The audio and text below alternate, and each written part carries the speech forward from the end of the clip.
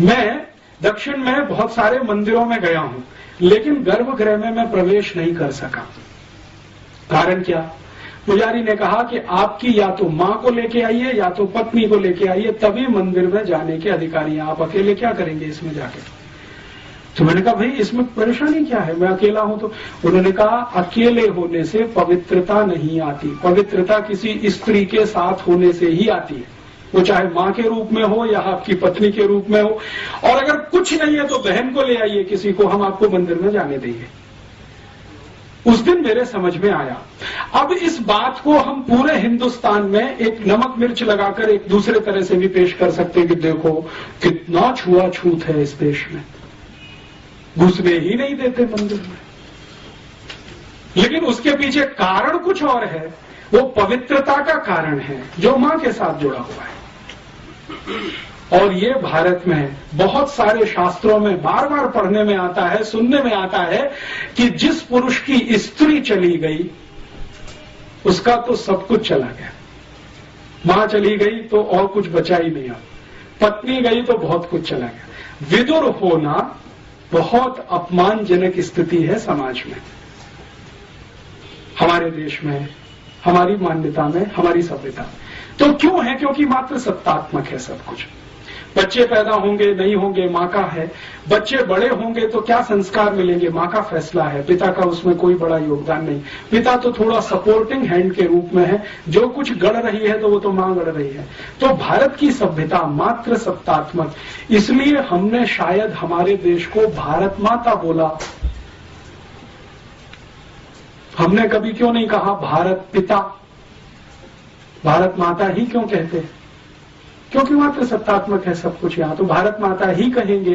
भारत शब्द तो पुल्लिंग है, लेकिन माता तो हमने लगाया है उसके साथ भी। गंगा के साथ भी माता लगा दिया, गाय के साथ भी माता लगा दिया, यमुना के साथ भी माता लगा दिया। गंगा मैया है, यमुना मैया है, गैया मैया है। ये मैया है, भले वो पुल्लिंग ही क्यों ना हो, क्योंकि मात्र सत्तात्मक है सब कुछ। तो अब हम मात्र सत्तात्मक समाज में रहने वाले लोग पितृ सत्तात्मक समाज के लोगों की नकल करें तो अल्टीमेटली क्या निकलेगा? आपको अपने स्थान बदलने पड़ेंगे और उसमें से तो बहुत कुछ घालमेल होगा।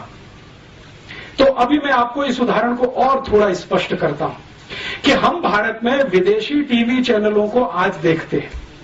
तो जितने भी विदेशी टीवी चैनल हैं, जैसे स्टार प्लस आया है, CNN है, ATN है, प्राइम स्टार है, प्राइम स्पोर्ट्स है, वगैरह वगैरह, इन सभी टीवी चैनलों पर कुछ सीरियल्स आते हैं और उन सीरियलों को भारतवासी देखते हैं और दिखाते भी भारतवासी हैं, लेकिन उनके प्लॉट सभी अमेरिका और यूरोप से आते हैं।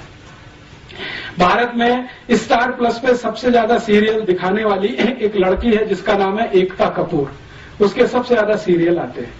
सौभाग्य से एक बार मुझे उससे बात करने का मौका मिला मुंबई में, तो मैंने उससे एक ही सवाल पूछा कि आपके जितने भी सीरियल हैं, सास भी कभी बहू थी, घर घर की कहानी, तेरी मेरी कहानी, इसकी कहानी, उसकी कहानी, ये सब सीरियल के प्लॉट्स कहां से आते हैं, कहानी कहां से आती है?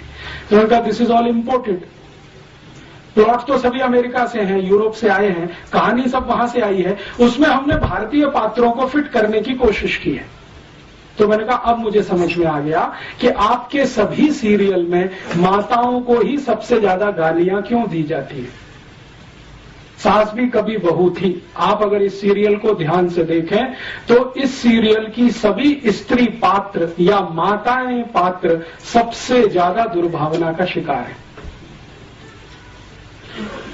ऐसे ही कसौटी जिंदगी की या कहानी घर घर की, कोई भी सीरियल देखें, ये सभी सीरियलों को मैं देख नहीं पाता हूं, लेकिन इनकी स्टोरी जरूर पढ़ता हूं मैं, कभी अखबार में आती है, कभी मैगजीन में। तो उन सब सीरियलों में एक माता दूसरे के खिलाफ षड्यंत्र कर रही है, दूसरी तीसरे के खिलाफ, तीसरी चौथी के खिलाफ, ननद भाभी के खिलाफ, भाभी ननद के खिलाफ, माता जो है किसी और के, इसी तरह के षड्यंत्र षड्यंत्र षड्यंत्र माताओं के बीच में सबसे ज्यादा, पुरुषों में कुछ कम, क्योंकि ये सब इंपोर्टेड प्लॉट्स हैं, यूरोप से आए हैं अमेरिका। तो वहां तो माता तो कुछ है नहीं, तो उसके खिलाफ षड्यंत्र भी हो तो कोई महत्व की बात नहीं। यहां तो बहुत कुछ उसी पर निर्भर है, लेकिन हमने चूंकि आयातित किया हुआ है, उसको हिंदुस्तान का थोड़ा मिर्च मसाला लगा के पेश किया हुआ है, तो सभी सीरियल उसी तरह के दिखाई देते हैं इस देश में। चूंकि हम अगर अपनी सभ्यता को ध्यान में रख के कोई सीरियल बनाएं और अपनी मान्यताओं को ध्यान में रख के बनाएं तो इसके बिल्कुल विपरीत बनेंगे जो आज हम देख रहे हैं या दिखाए जा रहे हैं।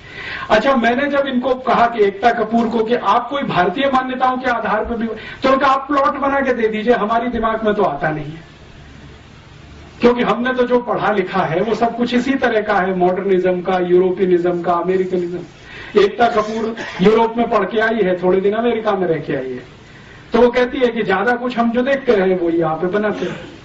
तो इस तरह का होता है। जब आप अंधानुकरण करते हैं, बिना सोचे समझे नकल करते हैं, तो इस तरह का उसमें से कुछ निकलता है। फिर हम अपना सिर पीटते हैं, अरे हमारी संस्कृति का नाश हो रहा है, सभ्यता का नाश हो रहा है। वो तो होगा ही, क्योंकि बिना सोचे समझे तो आप ये सब कर ही रहे हैं। कोई विचार तो होता नहीं, कोई बहस तो होती नहीं, कोई मुहाविसा तो होता नहीं इस देश में, ऐसे ही चलता जाता है। तो एक मात्र सत्तात्मक समाज हमारा, एक पितृ सत्तात्मक समाज उनका। अब कौन अच्छा कौन बुरा इसमें नहीं जाना चाहिए, वो अलग हम अलग। अब अलग अलग मान्यता और सभ्यता के लोग अलग अलग मान्यता और सभ्यता के ही कार्य करेंगे, तभी कुछ अच्छा होगा, नहीं तो उसमें से कुछ खराब ही निकलेगा। घालमेल करेंगे, फ्यूजन करेंगे तो खिचड़ी बनेगा। इस तरह का यूरोप और अमेरिकन समाज है। इसमें और भी बहुत सारी बातें